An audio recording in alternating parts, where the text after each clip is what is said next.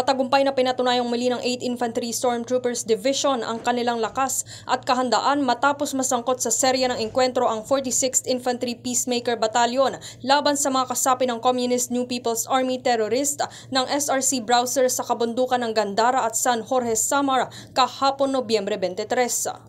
Sa tuloy-tuloy na focused military operations, isang kasapi ng rebeldeng grupo na NPA ang napatay habang 3 matataas na kalibreng armas, 2 M16 at isang M14 rifle ang na-recover. Nakuha rin ng mga tropa ng gobyerno ang iba pang kagamitan na naiwan ng mga rebelde habang sila'y tumatakas. Tiniyak ng 8ID na hindi lulubayan ang pagtugis sa natitirang miyembro ng grupo upang mapigilan ang kanilang muling pag-organisa at para masiguro ang kaligtasan ng mga residente sa Samar.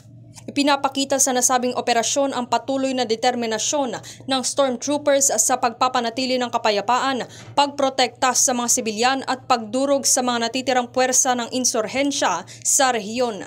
Para sa DTX 500 Morning Newscast, ako si K5, Kim Soriano. Mula sa himpilang kampiyon sa balita, serbisyo publiko at kasiyahan sa lungsod ng Tacloban at buong Eastern Visayas, K5 News FM. K5 News FM.